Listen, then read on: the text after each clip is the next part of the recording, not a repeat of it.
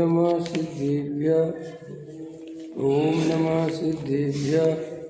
ओम नमः सिद्धेभ्यः।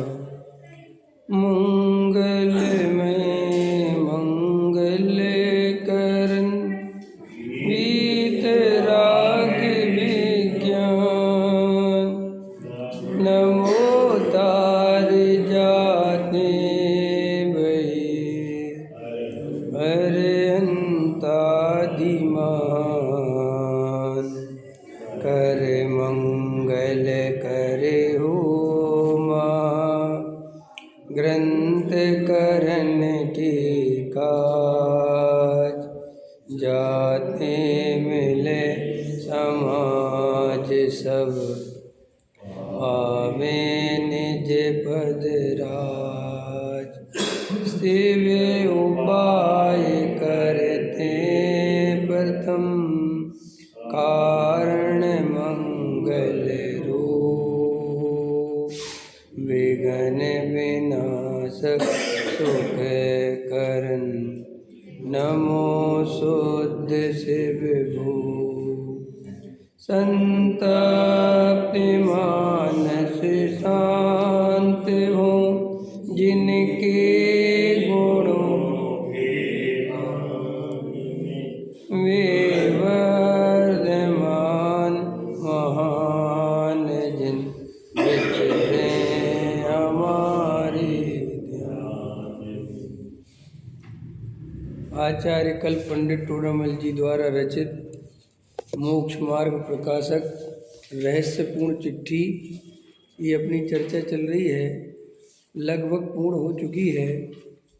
बस अपन ने कल इसमें ये देखा था कि अध्यात्म शास्त्रों का अभ्यास रखना और स्वरूपानंद में मग्न रहना ये बहुत आवश्यक है, क्योंकि अध्यात्म के बिना आत्मा की जो शुद्ध चर्चा है वो अन्य ग्रंथों में वैसी नहीं मिलती जैसी अध्यात्म शास्त्रों में मिलती है। और अध्यात्म शास्त्र भी बहुत कम हैं, समझ में। जितने जो ग्रंथ हैं, अधिकतर ग्रंथ आप देखोगे तो ज्ञान परक हैं और चारित्र क्रिया परक हैं। श्रद्धान संबंधी शुद्धात्मा संबंधी जो चर्चा है, वेद विज्ञान संबंधी जो चर्चा है, वो तो बहुत कम उपलब्ध होती है। और असली मूल तत्व ज्ञान, असली जो बात है वो वही है। इसलिए बहुत सावधानी से अध्यात्म शास्त्रों का बहुत रुचिपूर्वक और बिल्कुल बिना भय के स्वाध्याय करना चाहिए। जो जीव अध्यात्म शास्त्रों को पढ़ के स्वच्छंदी होने का भय रखते हैं, सो आज तक इतिहास में कोई भी अध्यात्म शास्त्रों को पढ़ के कभी स्वच्छंदी नहीं होता। क्योंकि जिसे हम स्वच्छंदी समझते हैं, वास्तव में वो स्वच्छंदी तो कोई कभी हुआ ही नहीं। और जिसे शास्त्रों में स्वच्छंदी कहा है, उसका हमें परिचय नहीं। ये खाना पीना, सोना बैठना, उठना, रोना धोना, पूजा करना नहीं करना, ये स्वच्छंदी नहीं होता है। स्वच्छंदी का अर्थ होता है, जो अपने शास्त्रों में है, जो निश्चयाभासी का स्वच्छंदी का स्वरूप है, वो ये है कि वो अपने को पर्याय में भी केवल ज्ञानी मान लेता है। वो राग देश को, कसाय को स्वीकार ही नहीं करता। वो कहता है ही नहीं राग देश, वो पर्याय कोई स्वीकार नहीं करता। तो वो तो एकांतवादी हो गया ना, सीधी सी बात। देखो भाई, अन्य मति जैसे बौद्ध मति है या सांख्य मति है या वेदांती है और जैन दर्शन है, तो इनमें अंतर क्या है भाई? अंतर जो है वो मान्यता का है। ये पूजा पाठ वे अलग ढंग से करते हैं, हम अलग ढंग से करते हैं, वे किसी देवी देवता, वे सब उसमें दम नहीं है। अंदर जो मान्यता है ना, वहाँ से चलता है दर्शन। तुम्हारे दर्शन, ये पूजा पाठ क्रियाकांड से कोई दर्शन नहीं चलता जगत में। दर्शन चलता है फिलॉसफी से। दर्शन जैसे जैन दर्शन की फिलॉसफी क्या है, जैन दर्शन की मान्यता क्या है? जैन दर्शन आदिनाथ की पूजा करता है कि महावीर की करता है कि अष्टद्रव्य से करता है कि बड़े बड़े बादाम से करता है। ये दर्शन नहीं होता। ये तो सामान्य संसारी जीव जो बिल्कुल कुछ नहीं जानते, वे इन बातों से पहचान करते हैं। जैसे देखो, पढ़े लिखे आदमी नहीं होते। अब उसको अपन को किसी से भैया मिलाना है, कुछ करना है, तो क्या समझा दे कि भैया देखो अब वहाँ पे कूड़े का ढेर लगा होगा, उसके आगे चले जाना, एक पीले कलर की बिल्डिंग होगी। तो वो पढ़ा लिखा नहीं है भाई, यही जानता है बेचारा। और सामने जो है एक चाय वाले की दुकान होगी, उसके सामने जो होगा उस मकान में जाना है। अपन उससे कहोगे भैया एक मकान नंबर है, वो कहता हमें नहीं ये सब आता मकान नंबर, आया समझ में। तो लोग में जैसे आदमी जैसा होता है, और अनपढ़ होता है तो कहते सुनो इधर आओ, तो अंगूठा लगा दो कि साहब क्या लिखा है, अरे लगाओ इधर, तुम अंगूठा परेशान मत करो। तो जैसे लोग में जितना कम पढ़ा लिखा आदमी होता है, उस वजह से बाहर की चीज़ों में अपन देखते कैसा, ऐसे ही दुनिया में ये जितने भी पंथ संप्रदाय धर्म, समझ में आया, ये चल रहे हैं, और इनके जो मानने वाले अनुयायी हैं, जो भगतगण हैं अपने अपने पंथ संप्रदाय के, उनमें से अधिकतर जीव तो गहराई में जाते ही नहीं कि हमारे धर्म में असलियत में है क्या। समझ में आया। हिंदुओं को गीता पढ़ने की फुर्सत नहीं है, वेद पढ़ने की फुर्सत नहीं है, उपनिषद पढ़ने की फुर्सत नहीं है तो उनमें क्या लिखा है। इसलिए जो भी उनके संत साधु या कोई भी जो कहता है वो मान लेते हैं। दिगंबरों को अपने ग्रंथ पढ़ने की फुर्सत नहीं है कि हमारे यहाँ वास्तव में जैन दर्शन का स्वरूप लिखा क्या है। बस जो महाराजों ने, पंडितों ने, विद्वानों ने जो पढ़ते रहे, फुर्सत अब काम खत्म। नहीं समझ में आया। तो ऐसे दुनिया में जितने भी दर्शन हैं वो पढ़ते ही नहीं उसको ढंग से।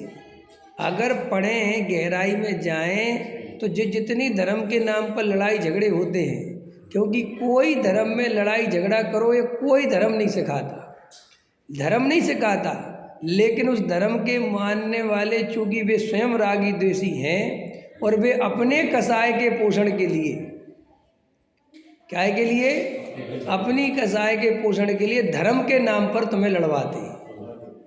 समझ में आया। हिंदू मुस्लिम लड़ते हैं, है ना, क्रिश्चियन मुस्लिम लड़ते हैं, क्रिश्चियन वो पारसी लड़ते हैं। वास्तव में धर्म कभी कोई लड़ाना नहीं सिखाता। श्वेतांबर दिगंबर लड़ते हैं, जैसे आपस में लड़ाई झगड़े करते रहते, कोर्ट केस चल रहा है, फला हो रहा है। तो क्यों हो रहा है? क्योंकि कोई बैठ के शांति से अपने धर्म का स्वाध्याय नहीं करता। हमारे आचार्य भगवंतों ने स्वाध्याय को इतनी महिमा गाई, स्वाध्याय की इतनी ज़्यादा महिमा गाई कि स्वाध्याय को परम तप कह दिया। उनने कहा अनशन अमोदर्य व्रत परिसंख्या रस परित्याग काय कलेश दुस्सर्ग। समझे। उनने कहा ये उत्तम तप नहीं है, ये परम तप नहीं है। तो बोले साहब परम तप क्या है? बोले स्वाध्याय परम तपा। सोचते हो आप, ये स्वाध्याय पढ़ने को परम तप कह दिया। और 3 दिन कोई उपवास करे, भोजन नहीं करे, उसको उन लोगों ने कुछ नहीं कहा। उन्हें ठीक अनशन हो गया, वो भी व्यवस्थित करे तो ना कुछ नहीं, वो तो कहते लंघन मात्र है। लेकिन उन्होंने कहा कि जो स्वाध्याय करे वो परम तप है। तो इस स्वाध्याय की इतनी महिमा क्यों गाई गई? इसलिए कि स्वाध्याय एकमात्र ऐसी चीज़ है जो हमारे जन्मों जन्मों के अज्ञान को दूर करने में समर्थ है। और स्वाध्याय दूसरे के भरोसे नहीं।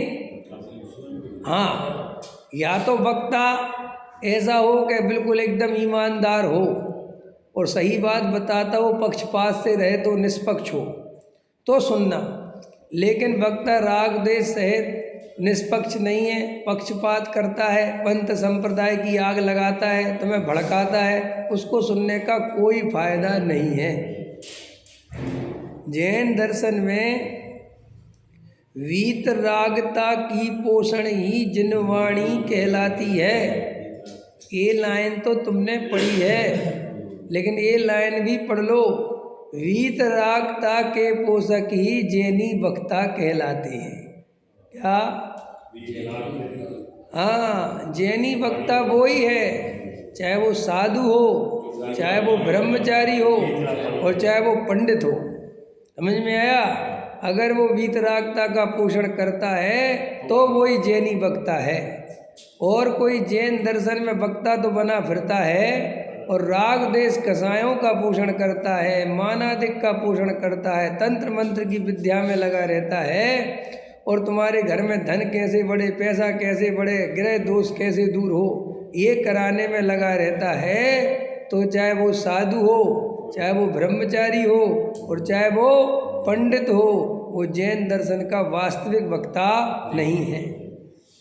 लेकिन संसारी जीव, मोही जीव, चूँकि उसे मोक्ष मार्ग की खबर नहीं है, उसे तो केवल सांसारिक प्रयोजन साधने की ही चिंता है। इसलिए वो ना तो खुद स्वाध्याय करता है, न ढंग से पढ़ता है, न समझता है, और उन्हीं संत साधु, उन्हीं पंडित विद्वानों के पास, उन्हीं ब्रह्मचारी त्यागी वृत्ति के पास भागता है जो उसके सांसारिक प्रयोजन की बात करते हैं। और उनका बहुमत ज़्यादा रहेगा अरविंद जी के कम? ज़्यादा रहेगा। ज़्यादा रहना ही चाहिए, सीधी सी बात है भाई। लोक में भी यही व्यवस्था है, ईमानदार ज़्यादा रहेंगे कि बेईमान? बोलो, बेईमान रहेंगे। तो संसार का स्वरूप है, ये तो प्रकृति का सिस्टम ही ऐसा बना है। अगर एक बात बताओ, इस संसार में सबका ही पुण्य का उदय आ जाए, सबरे ही अरबपति हो जाए, तो पृथ्वी चलेगी कैसे? प्रकृति कभी असंतुलन नहीं करती। वो कहती है अगर 100 आदमी पैदा करो तो उसमें से 2 पुण्यशाली होंगे, 98 पापी होंगे, तब तो बैलेंस बनेगा। अगर सबको ही प्रधानमंत्री बनने का पुण्य का उदय जग जाए तो प्रधानमंत्री रह पाएगा कोई? है? देखो तुम व्यवस्था सोचो, 5 साल में या 2 साल में, 3 साल में एक ही का उदय होता है, एक साथ 5 का होता है? कभी नहीं होता, क्योंकि 5 का हो जाएगा तो व्यवस्था बिगड़ जाएगी। तो आचार्य कहते हैं कि ये जितनी भी लड़ाई झगड़े हैं, ये स्वाध्याय के अभाव के कारण है। कि स्वाध्याय नहीं होता ना, उसके प्रॉब्लम होती है। और अगर वो स्वाध्याय हो व्यवस्थित और समझे जीव, तो फिर ये लड़ाई झगड़े कोई नहीं करवा सकता, हमें कोई बहका नहीं सकता। आज चाहे हिंदू हो, चाहे मुस्लिम हो, चाहे जैनी हो, चाहे कोई हो, अगर सब अपने अपने धर्मों का सही मात्रा में स्वाध्याय करें और अपने धर्म ग्रंथों को गहराई में जाए, तो भाई साहब लड़ाई झगड़ा बंद। समझ में आया? ये तो जितने लड़ाई झगड़े होते हैं सब अज्ञानता से होते हैं। तुम्हें 2 शब्द उनके खिलाफ बोल दिए, तुम जाके आग लग गई, तुम्हें अता पता कुछ है ही नहीं। कौआ कान ले गया, कौए के पीछे दौड़ गए, जेनी के कान देख ले पहले के, ले भी गया कि नहीं ले गया? बोले ले गया तुम्हारा कौआ कान। ऐसे ही तुम्हारा धर्म खतरे में है, अब धर्म ही खतरे में। हद हो गई। धर्म तो हमारी रक्षा करता है और हम धर्म की रक्षा करते हैं। तो प्रश्न ये है कि अगर अपन को अपने भगवान की रक्षा करनी है जैन साहब, तो भगवान बड़े हुए कि हम? रक्षा करने वाला बड़ा होता है।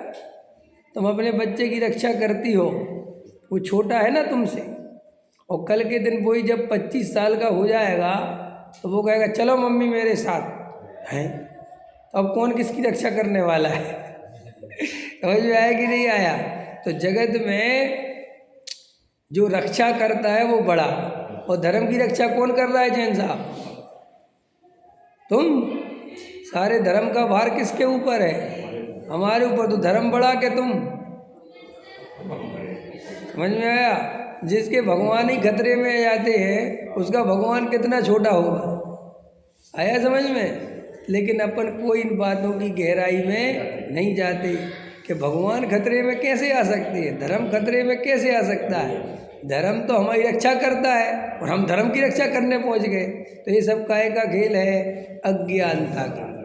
इतनी बात समझ में आई कि स्वाध्याय को परम तपा इसलिए कहा कि अगर तुम स्वाध्याय नहीं करोगे तो तुम कहीं पर भी लोटपोट होते रहोगे, किसी के चरणों में झुकते रहोगे, किसी की भी बात मानते रहोगे।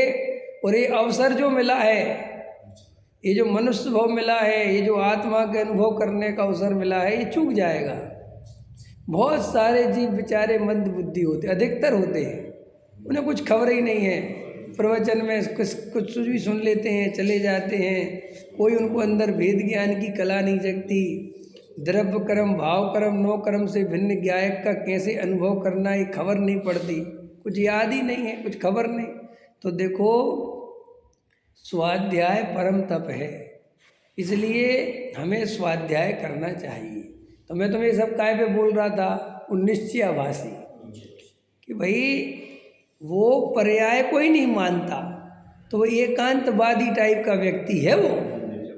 जैसे वो बौद्धमती द्रव्य को नहीं मानते, सांख्यमती पर्याय को नहीं मानते, वेदांती पर्याय को नहीं मानते। वो कहते है ही नहीं, सब बस एक ब्रह्मा है और वो सदाकाल शुद्ध है।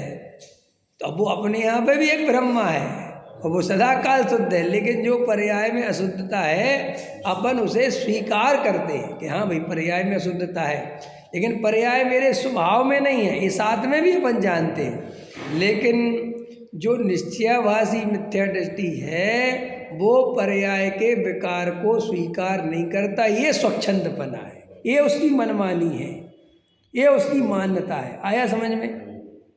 आप पूजा करने आ गए और मैं पूजा करने नहीं आया, इससे स्वच्छंदी नहीं स्वच्छंदी का कोई मतलब नहीं, क्योंकि मैं पूजा करने भले ही नहीं आया, लेकिन मेरे अंदर मान्यता ये पूरी है कि देव शास्त्र गुरु की पूजा यथा भक्ति करनी चाहिए। मेरे अंदर ये मान्यता नहीं है कि पूजा नहीं करनी चाहिए। अंतर समझ में आया? वो करना और नहीं करना वो अलग मैटर है। वो प्रमाद हो सकता है, आलस हो सकता है, शरीर में प्रतिकूलता हो सकती है, कोई हमारी परिस्थिति ऐसी होती है कि मुझे बच्चों को छोड़ने जाना है, मैं इसलिए नहीं आ सकता उस समय। अंतर समझ में आया? वो अलग मैटर है।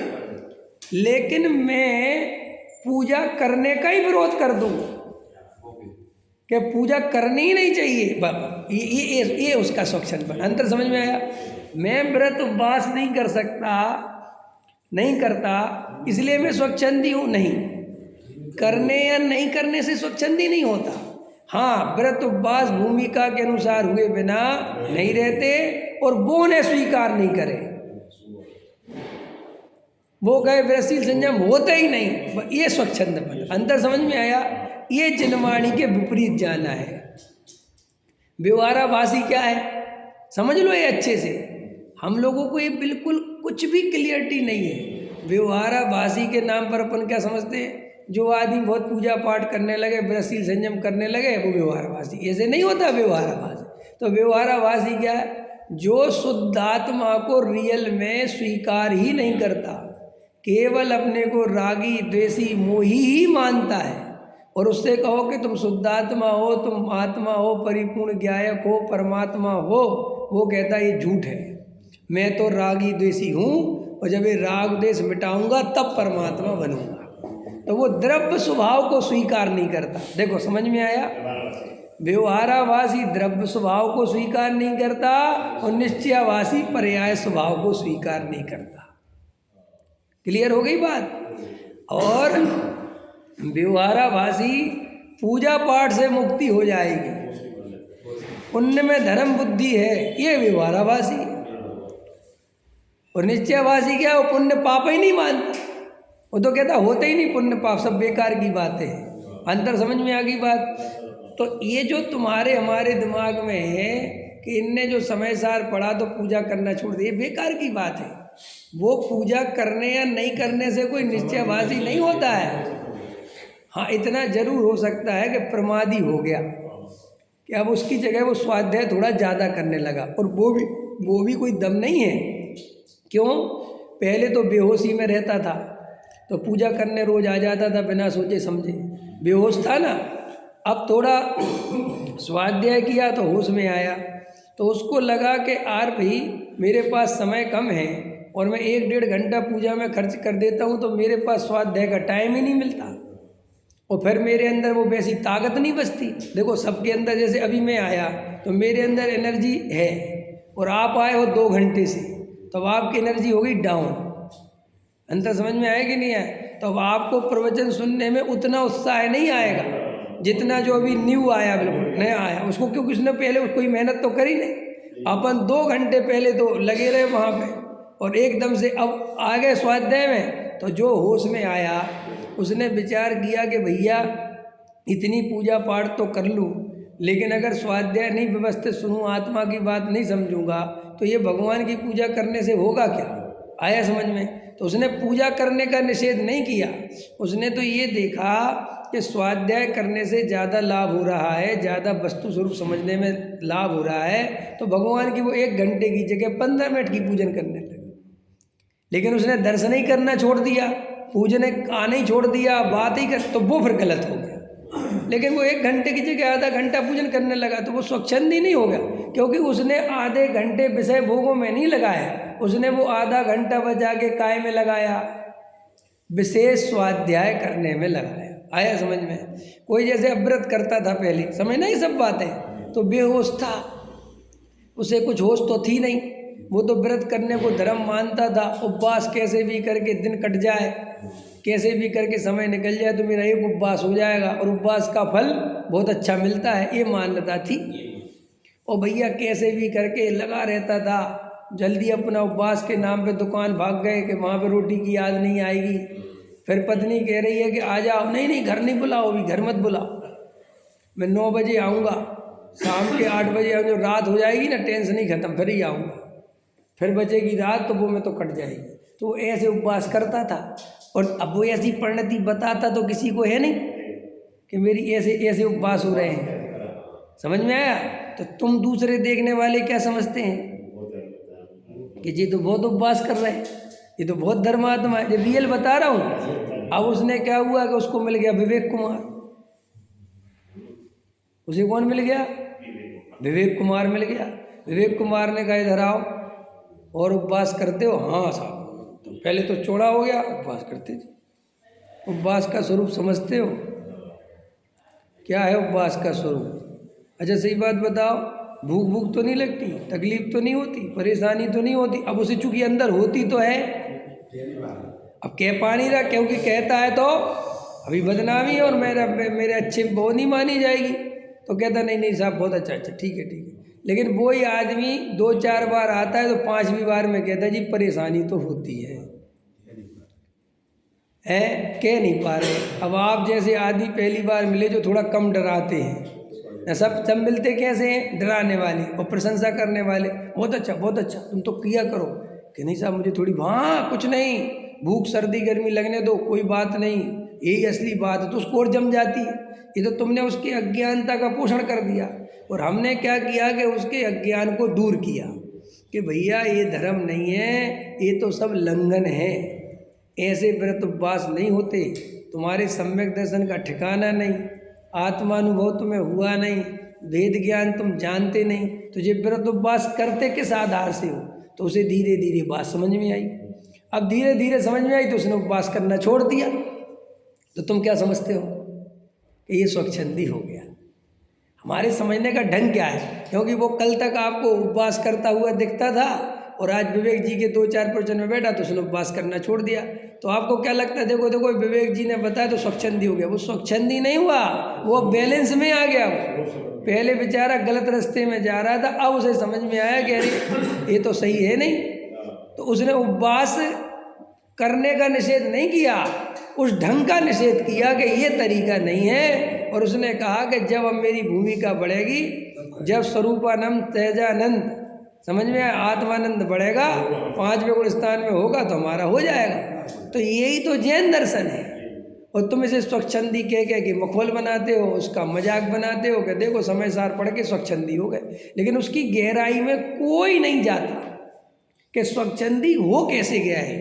पता, दुनिया में ऐसी हजारों बातें चलती हैं जिनकी अगर हम गहराई में जाएं तो समस्याएं खत्म हो जाए। नहीं समझ में आया? देखो ये बिल्कुल वैसे झगड़े हैं, एक पति पत्नी लड़ रहे हैं और लड़ाई यहाँ तक पहुँच गई कि तलाक पे आ गई, बहुत ज़्यादा लड़ाई हो गई, और उनने अपने घर फ़ोन कर दिया, समझ लो उनने अपने घर कर दिया, दूसरे शहर में रहते थे, अब भैया सब आ गए, माँ बाप आए, भागे भागे कि भैया वो क्या गया, झगड़ा क्या हो गया, वो इतना झगड़ा कैसे हो गया? बोले बात ये है कि मैं कह रही हूँ कि लड़का इंजीनियर बनेगा, और ये कह रहे हैं कि लड़का डॉक्टर बनेगा। तो उनने कहा यार ये तो ठीक है बात, समस्या है, लेकिन एक काम करो लड़के से तो पूछ लो उसे क्या बनना है, बुला। बोले लड़का तो अभी हुआ ही नहीं है, लड़का हुआ नहीं, तो फिर बोले प्लानिंग कर रहे थे हम लोग, फैमिली प्लानिंग। भैया वो हंसोगे कि नहीं हंसोगे? हैं ऐसे ही अपन हजारों लड़ाइयाँ लड़ रहे हैं, अपन को कुछ नहीं पता। कोई लड़ रहा है, नहीं भगवान को ये होना चाहिए, ये नहीं होना चाहिए, उससे पूछो कहाँ क्या है इसके पीछे रीजन, हमें कुछ नहीं पता। हमारे तो भगवान ऐसे ठोना पहले लगता था और अब ठोना नहीं लगता। देखो ठोना समझते हो तुम लोग? ठोना नहीं समझते? अरे वो स्थापना करने का तो पहले लगता था, समझ में आया? हाँ ठोना ही बोलते अब तुम लोग जो बोलते हो, समझ में आया? अब वो लगता था पहले 5 साल से लगा आ रहा था, उसके बाप कोई पता नहीं कि लगाते क्यों थे, वह लगा आ रहा था और तुमने हटा दिया। ओ भाई साहब तलवारें खिंच गई। बोले क्या बात? बोले ठोना हटाया। तो बोले ठोना में होता क्या? बोले स्थापना करते। तो बोले वो थाली में कर ली, उससे क्या फर्क पड़ता? बोले नहीं, भगवान थोड़े नीचे रह जाते, उसमें थोड़े ऊपर रहते हैं। तो मैंने कहा यार फिर भी नीचे रहते हैं वो, समझ में आया कि नहीं? यहाँ तक आने चाहिए तो ठोना यहाँ तक लगा। आया समझ में? कि नहीं समझ में आया? कोई आपको पता नहीं कि आप जिन बातों पे झगड़े कर रहे हो, क्या कर रहे हो, किस सर पैर कर रहे हो, देखते नहीं? तुम्हारे मंदिर में होते झगड़े तुमने देखे? वे कहते टेबल यहाँ लगनी चाहिए, वे कहते यहाँ लगनी चाहिए, वे कहते यहाँ लगनी चाहिए, उसी बात पे लड़ रहे हैं। उन्हें पता ही नहीं है कि अपन मंदिर में टेबल लगाने आए कि पूजा करने आए। आधा समझ आएगी? झगड़े देखते हो तुम संसार की? कभी भी तुम देखना, कोई भी झगड़े जितने धर्म के नाम पे हो रहे, जब उसकी गहराई में जाओगे तो हंसोगे, तो इतने हंसोगे कि गजब हो गया साहब। नहीं समझ में आया? ऐसे ही संसार में अज्ञान फैला रहता है, लोग लड़ाई झगड़े और लड़ाई झगड़े क्यों करते हैं? क्योंकि लोगों को लड़ाई झगड़ा करने में मजा आता है। तुम देखते हो जितनी फिल्मों में लड़ाई झगड़ा खूब हो, बढ़िया अभी फिल्में हिट होती हैं,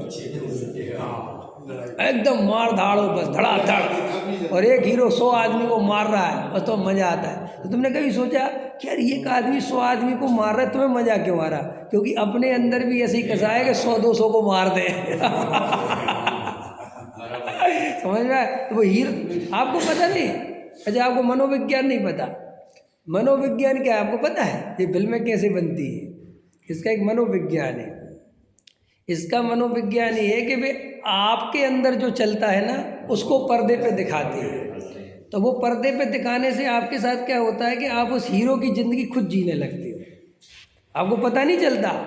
समझे? आपको लगता कि ये मैं हूँ या मैं ऐसा होता है, तो वो आपके अंदर वो सब भरा पड़ा है। तो वो पर्दे पे इसलिए देखो 2 ही फिल्में चलती हैं, एक रोमांस फिल्में हो, रोमांटिक, तो अपने अंदर वो रोमांस भरा रहता है, और एक चलती है वो मार धाड़ वाली, आट मिटा दो सबको। समझ में आया कि नहीं आया? कोई दुश्मन नहीं बचना चाहिए। तो वो अंदर समझ में आया?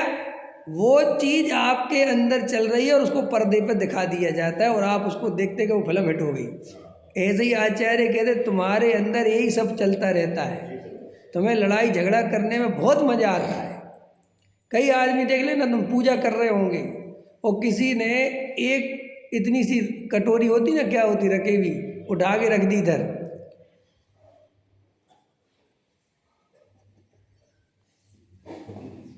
इतने बड़े भगवान बैठे, उसका पूरा ध्यान रकेबी पे जा रहा है, यहाँ से यहाँ, और तेरे बाप का क्या जा रहा, रख दी तो तुझे करना क्या है उसका? आओ उसमें अर्घ रख दिया हो, वो अर्घ किसी ने लिया नहीं, इनकी चिंता पड़ी जा रही, ले लो कोई तो ले लो।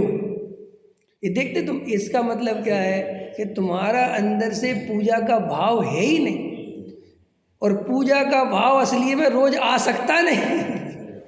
इतनी अंदर क्षमता है ही नहीं पूजा करने की जितनी अपन कर रहे हैं।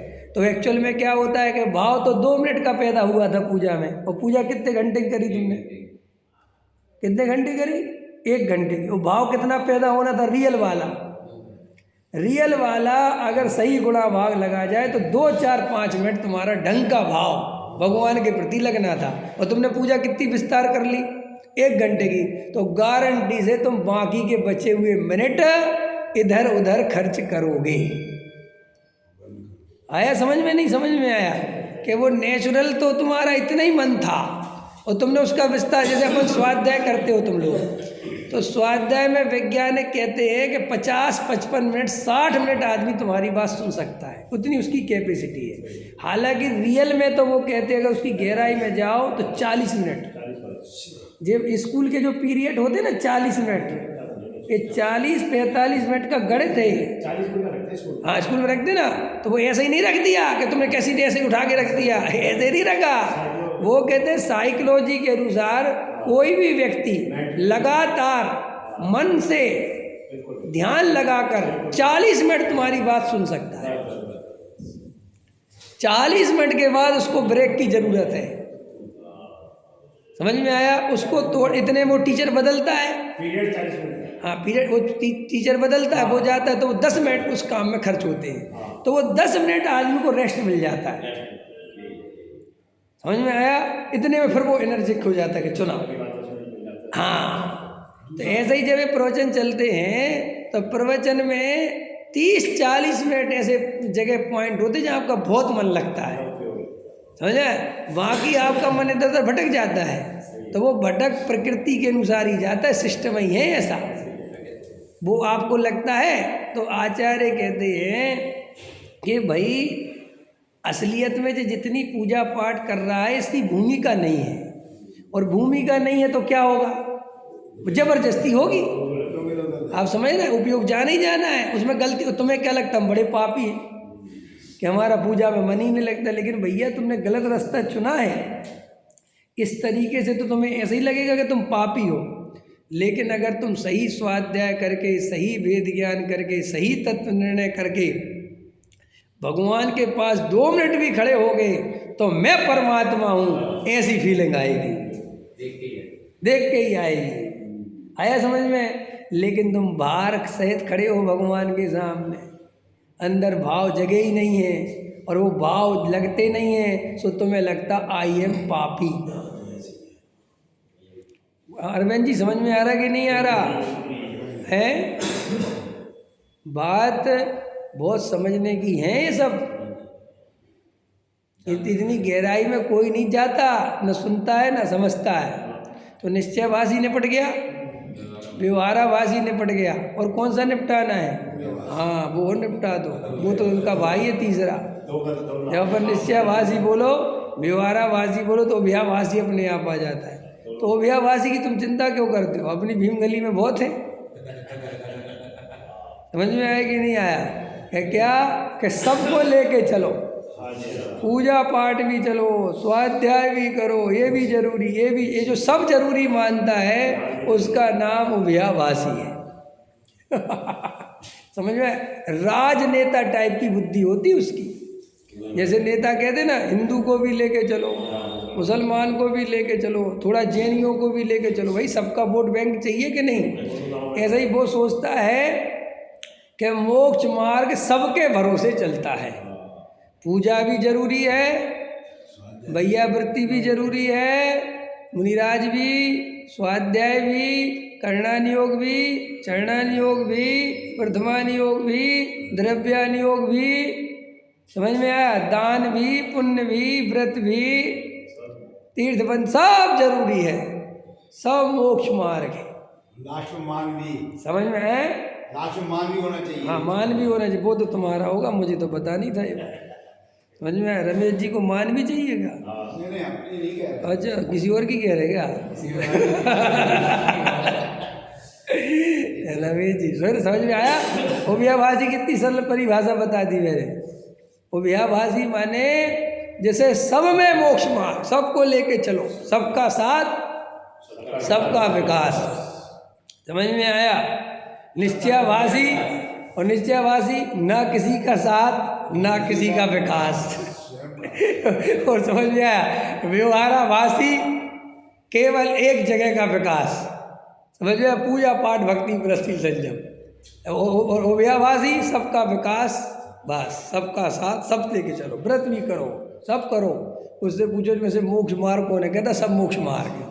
फिर कहते नहीं वो शास्त्र में लिखा, हाँ लिखा है ना, ये व्यवहार मोक्ष मार्ग है, ये निश्चय मोक्ष मार्ग है, और दोनों से गाड़ी चलती है। देखो भैया, गाड़ी 2 पहियों से चलती कि एक? बताओ, गाड़ी में 2 पहिए होते कि एक? स्कूटर 2 पहियों से चलता है कि नहीं चलता है? रथ बैलगाड़ी कितने पहियों पे चलती?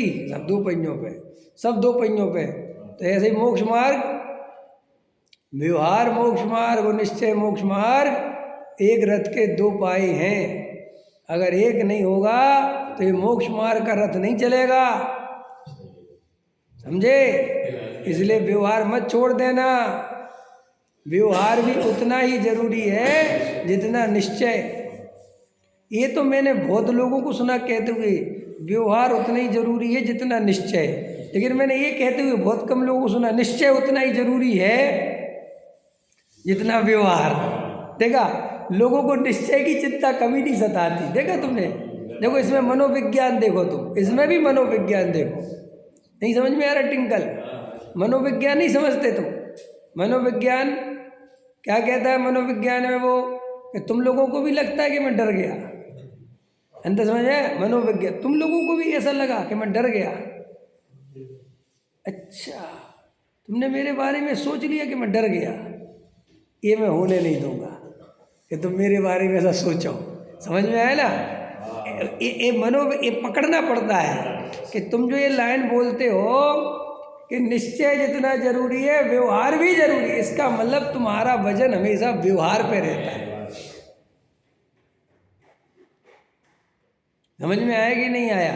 और सच्ची बात तो ये है कि व्यवहार जरूरी है ही नहीं, परमार्थ जरूरी है, क्योंकि व्यवहार तो अपने आप परमार्थ के साथ आता है।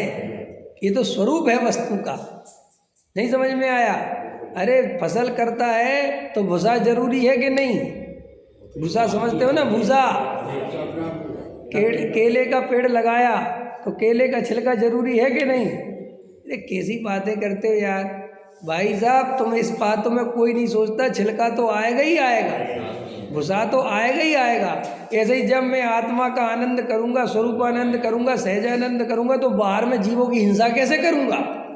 क्योंकि हिंसा करने के लिए अंदर दुखी आदमी चाहिए। सुखी आदमी कभी हिंसा नहीं करता।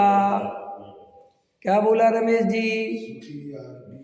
सुखी आदमी कभी हिंसा नहीं करता, सुखी आदमी कभी झूठ नहीं बोलता, सुखी आदमी कभी चोरी नहीं करता, सुखी आदमी कभी कुशील नहीं करता। ये तो सब काय के लक्षण हैं कि तुम दुखी हो तो ये सब करोगे। जिसे अपनी आत्मा का आनंद आ रहा है, जो स्वरूपानंद सहजानंद हो रहा है, वो बाहर में सुख खोजने की जरूरत ही नहीं है उसे। और जब बाहर में सुख खोजेगा नहीं तो हिंसा किसके लिए करेगा?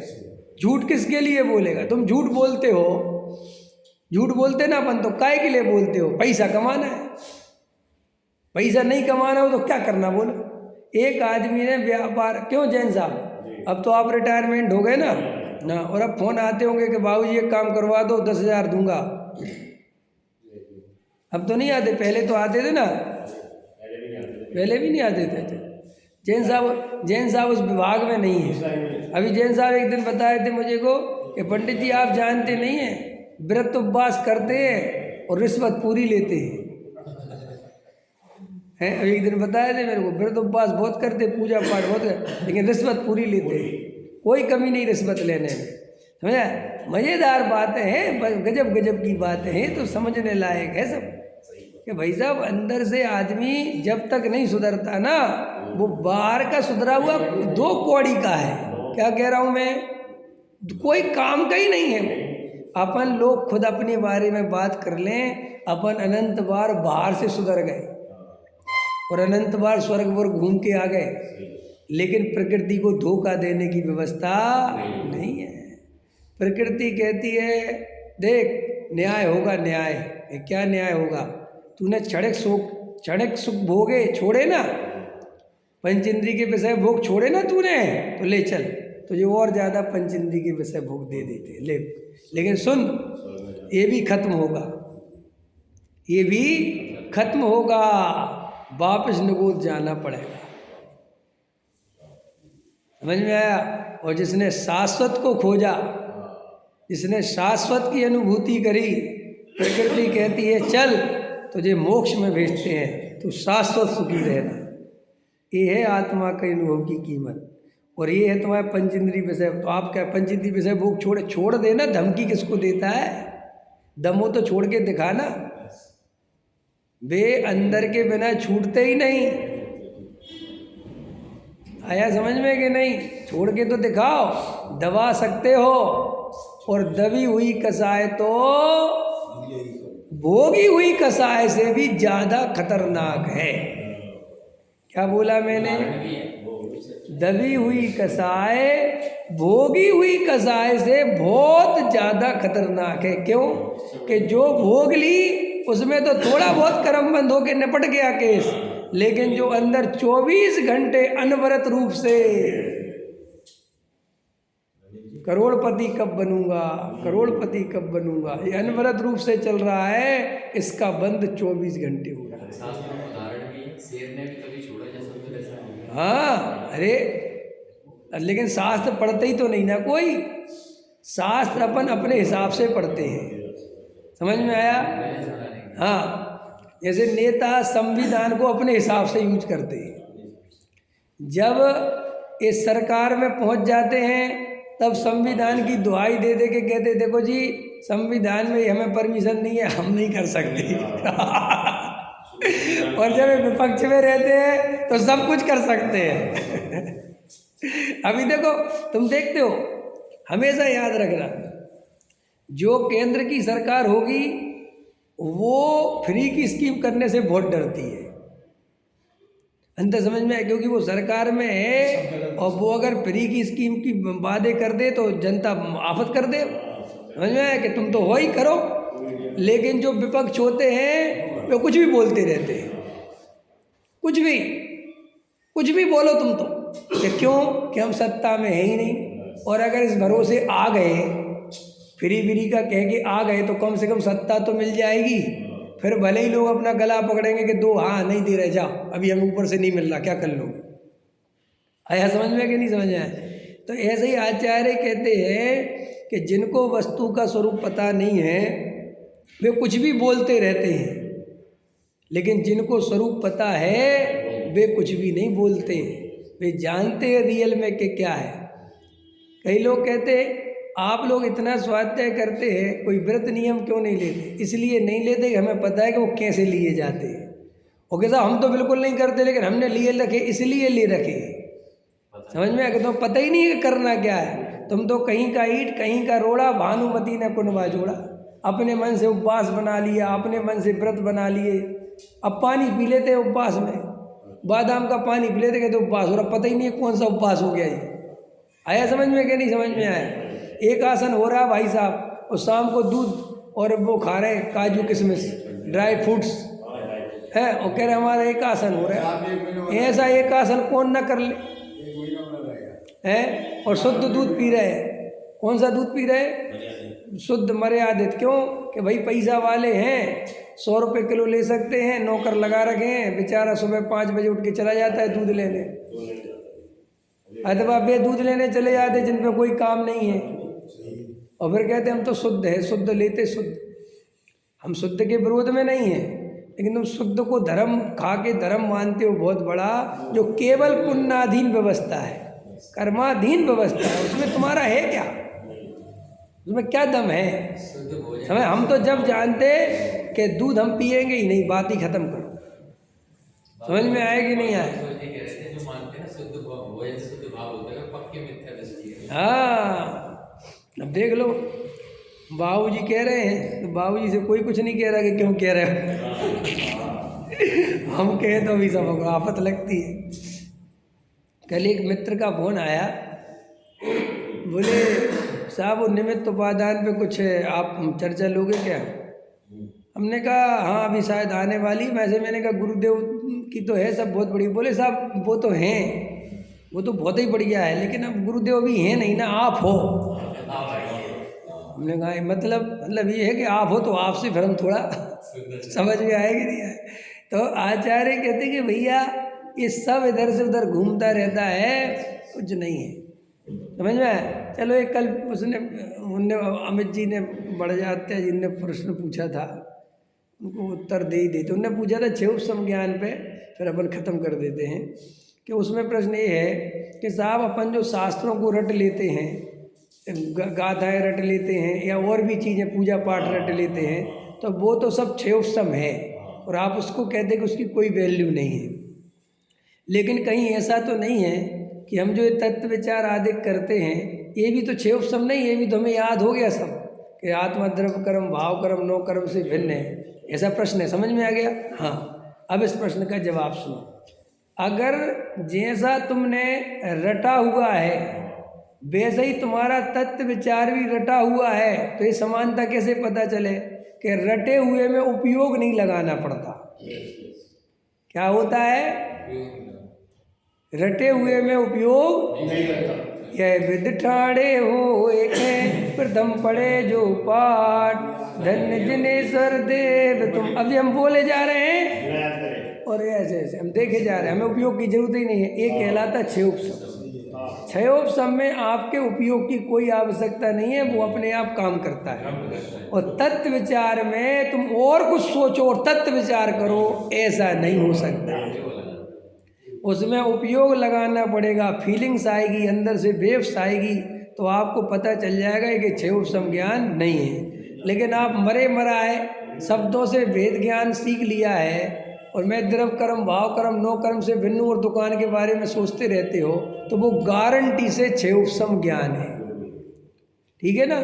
तो कल उनका रात को मैसेज आया था, मैंने कहा कल बता दूंगा। तो हो सकता है और भी जीवों को ऐसे प्रकृत हो। हम अधिकतर कोशिश करते कि समूह में उत्तर दे दे तो सबका समझ में आ जाए। आ गया समझ में? चलो 40 मिनट हो गए। सहजानंदी